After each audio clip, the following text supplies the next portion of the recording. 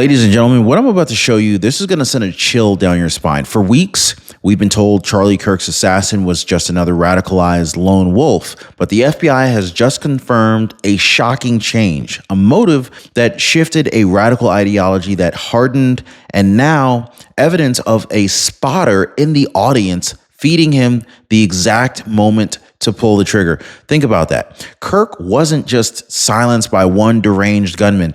He was targeted by a coordinated effort, a conspiracy that gets darker and darker every time new details come out about this thing. So the DNA evidence, the Discord confessions, the text messages, and now the suspicious crowd behavior caught on live stream, it all points to something much bigger. Now, ask yourself, how could the shooter fire at the precise moment that Charlie Kirk was answering a question about transgender violence when experts say he couldn't possibly hear the stage from his position? Well, the answer is terrifying, and he wasn't alone because somebody gave the signal. Someone in the crowd told him to.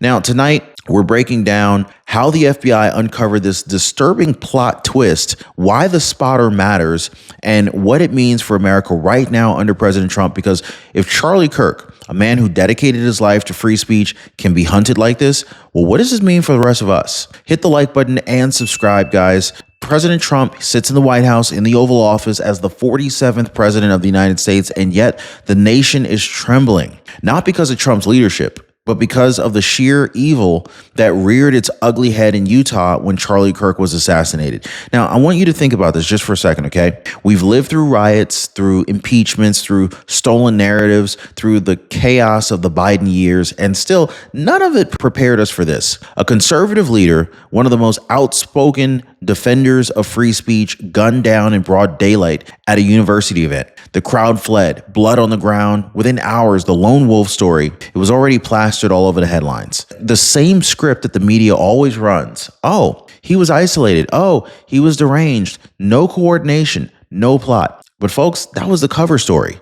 It's complete BS. That was the distraction. Now, okay, the FBI, they've been forced to admit the truth. This wasn't simple. This wasn't random. This was a plot. And the question isn't whether it was coordinated. The question is how deep that coordination ran. Like how many hands were in on this thing? How many voices whispered behind the scenes? And most of all, who gave the final signal? Now, here's where it gets dark. Investigators uncovered the turning point. This is the moment when Tyler Robinson, the alleged shooter, went from ordinary young man to radicalized killer. It started with the forensic, a towel wrapped around the firearm, a screwdriver dropped on the rooftop. Both tested positive for his DNA.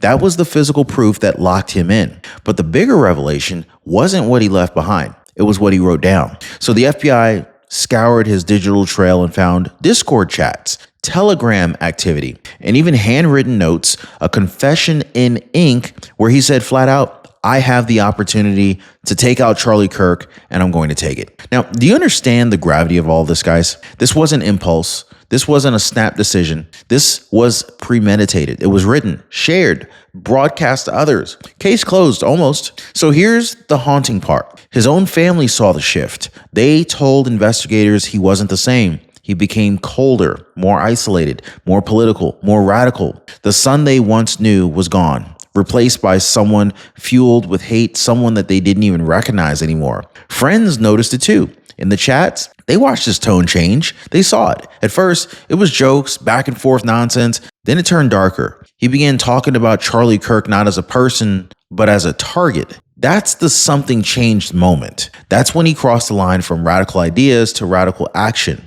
And it didn't happen in silence. It happened out loud in chats and notes and signals his family and his peers could see with their own eyes. This wasn't a kid who snapped. This was a kid who transformed. And that transformation wasn't random. It was deliberate. It was cultivated. And it set the stage for what happened under the white tent in Utah. Now, here's a question.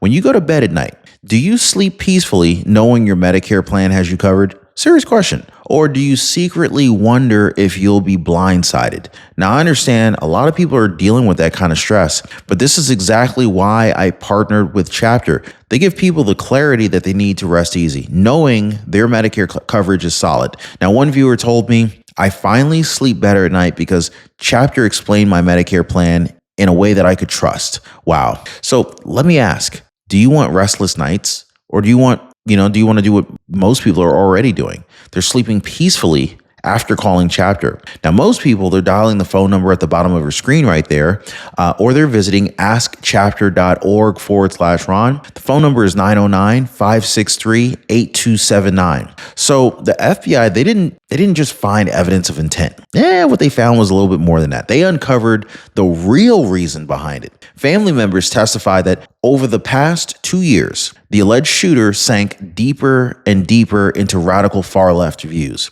Not just casual disagreement with conservatives. We're talking open hatred. Investigators confirmed that he sent a chilling message. I have the opportunity to take out Charlie Kirk, and I'm going to do it because of my hatred for what he stands for. Hatred, direct, targeted, political hatred. And so, doesn't this sound familiar? I mean, we've seen this same script before. Luigi Mangione, Thomas Crooks, young men isolated, swallowed by online echo chambers, pulled into a fantasy world where violence against conservatives isn't just tolerated, it's celebrated. It's sickening, I know. So now we add Tyler Robinson to that dark list. But here's where things get even uglier. The shooter wasn't quiet about his plans. Friends saw it. Chat room members heard it. Some of them even laughed about it, calling him a doppelganger when video showed him near the scene. So ask yourself, what responsibility did they have? Now, this isn't just about words in a chat. Legally, if even one of those so-called friends encouraged him or just sat silently while he bragged about murdering Kirk, that could tip into conspiracy. Now, morally, it's even worse because silence can be as deadly as the bullet itself.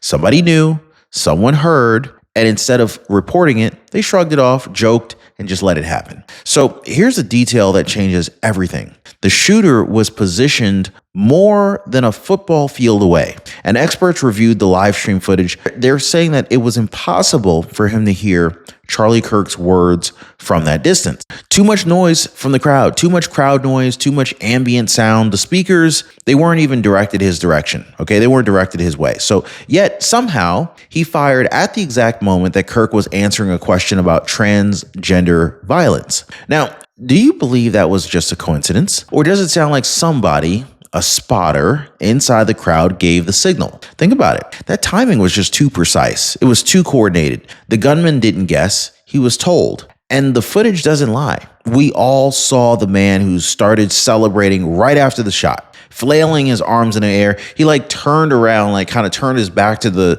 Charlie Kirk's stand and started yelling USA, USA in the crowd, toward the crowd. While everybody else was panicking and running for cover, you got to ask, who does that in the middle?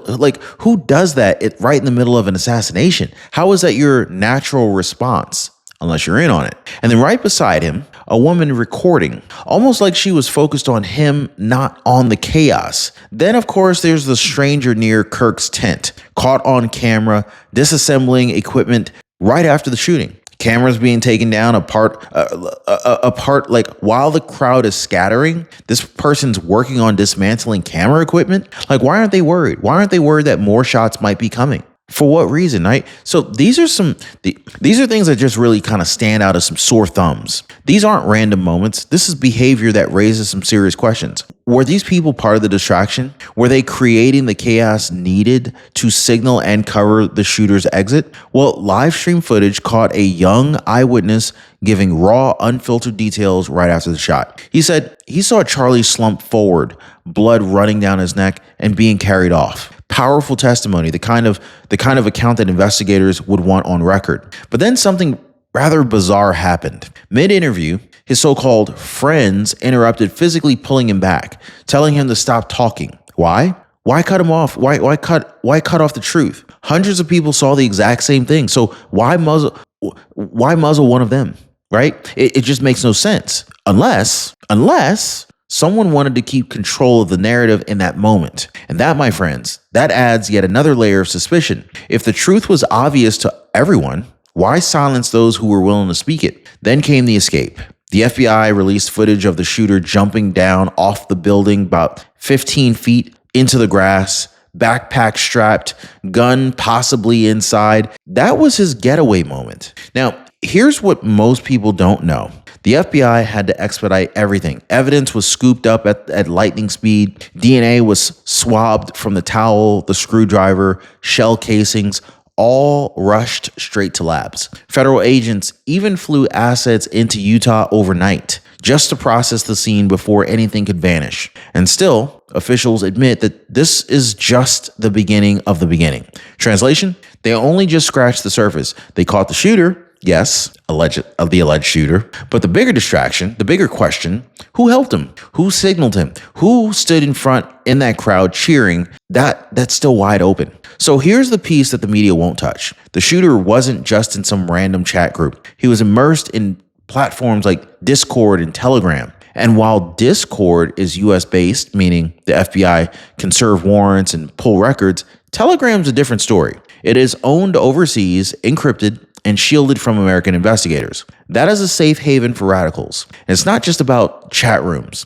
Experts warn about foreign propaganda flooding into these spaces, Chinese influence on TikTok, Russian disinformation campaigns running just under the surface. Do you think that these young radicals form their worldviews in isolation? Of course not. They're being fed, pushed, steered. So was the spotter just one accomplice? Or was he plugged into a larger foreign influence network trained to feed signals and amplify chaos? I mean, that's the question that investigators don't want to answer just yet, but it is where the evidence is pointing. So if we put it all together, and the conclusion is impossible to ignore, I mean, we have a shooter whose motive changed, who went from an average student to radical ideologue. We have FBI confirmed notes and texts admitting his plan to take out Charlie Kirk, and we have undeniable timing. A bullet fired at the precise moment that Charlie Kirk was answering about transgender violence,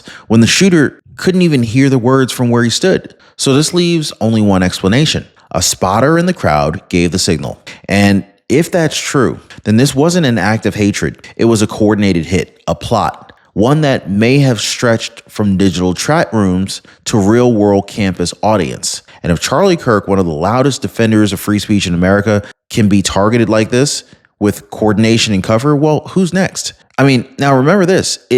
President Trump, he's back in the White House. And yet, even under President Trump's leadership, even with law and order priorities front and center, we're watching radicalized networks plot to silence conservatives with bullets. This should tell you just about everything you need to know and how dangerous the enemy is. Because while President Trump is pushing for transparency, securing the border, slashing through corruption, and giving power back to the American people, these radicals, they're scheming in the shadows. They're not interested in debate, guys. They're not interested in democracy. They want to silence dissent with violence. Charlie Kirk himself, he called this a spiritual battle, and he was right. It's not just politics anymore. It's good versus evil. So I want to go ahead and lay it bare. Something changed in the shooter's motive. A spotter gave the signal, and together it wasn't random. It was a plot. Charlie Kirk, well, a man who built bridges with words, who dedicated his life to challenging young people to think. He was cut down in cold blood. And if it can happen to him, it can happen to anyone who dares to speak out. Now, the question is,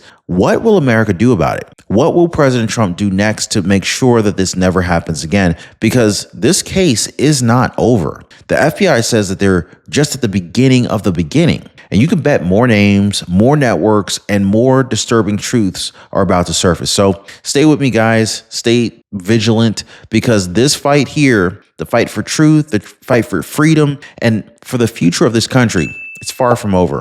Like, subscribe, share this video, and I'm going to be here exposing every lie, every cover-up, and every plot until justice is served.